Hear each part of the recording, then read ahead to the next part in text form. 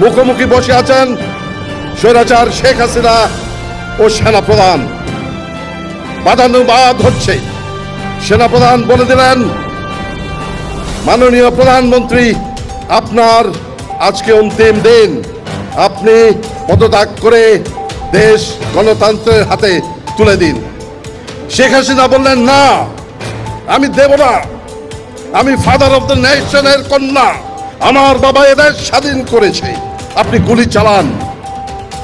স্বৈরাচার শেখ হাসিনার অন্তিম দিন অর্থাৎ 5 অগাস্টে আমরা ফিরে যাব। দৃশ্যপট 1, 5ই আগস্ট সকাল 10 ঘটিকা, স্থান রাওয়া প্রাঙ্গণ। এখানে অবসরপ্রাপ্ত অফিসারদের একটি অনুষ্ঠান ছিল। সে অনুষ্ঠান হচ্ছে সংগ্রামরত ছাত্র জনতার সাথে একাত্মতা ঘোষণা করে আমরা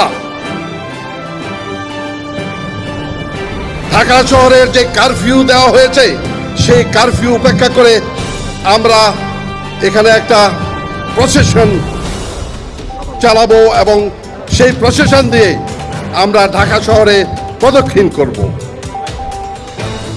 দৃশ্যপট 2, সকাল 11টা।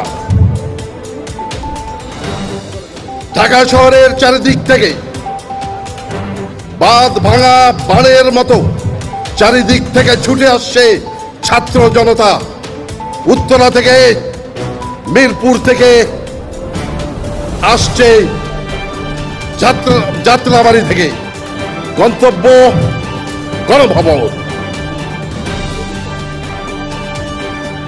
দৃশ্যপট 3, সেনাপ্রধান বললেন, মাননীয় প্রধানমন্ত্রী, আপনি দেশে এখন কি হচ্ছে আপনি জানেন না, আপনি 4 দেওয়ালের মধ্যে অন্তরীণ, আসুন দেখি দেশে কি হচ্ছে।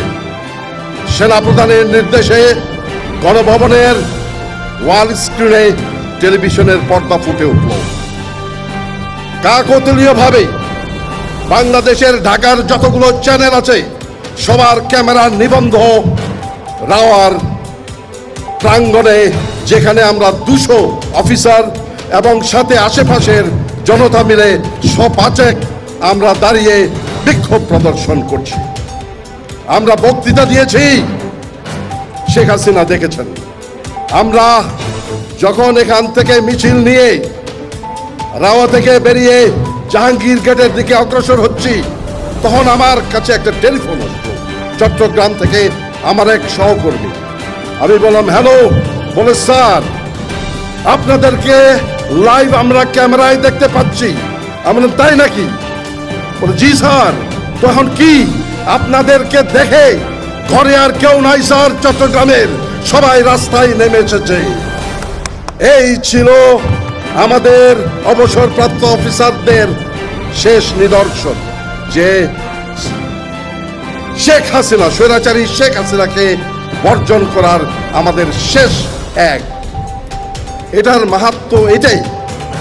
এটা বলছি এ কারণে যে আজ আবার পুনরায় আমরা এখানে জমায়েত হয়েছি, সমাবেশ হয়েছি জনগণের সাথে একাত্মতা ঘোষণা করার জন্য এবং ভারতের বিরুদ্ধে, ভারতের আধিপত্যের বিরুদ্ধে আমাদের সংগ্রাম জারি রাখার জন্য।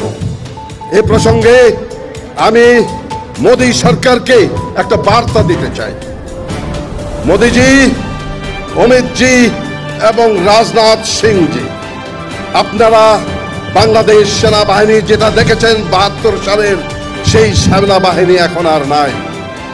আমরা এখন যুদ্ধোপযোগী এবং যে কোনো শত্রু মোকাবেলায় প্রস্তুত। আপনারা আর আস্ফালন তুলবেন না। ইস্টার্ন সেক্টর, ইস্টার্ন কমান্ড গোছানোর ভয় আমাদেরকে দেখাবেন না। শুধু আমরা সশস্ত্র বাহিনী নই, 17 কোটি জনতা আছে আমাদের সাথে, আপনাদেরকে সীমান্তেই রুখে দিতে। আর বক্তব্য নয়, আমরা আজকে যে জন্য উপস্থিত হয়েছি সেই অনুষ্ঠানে আমরা চলে যাব।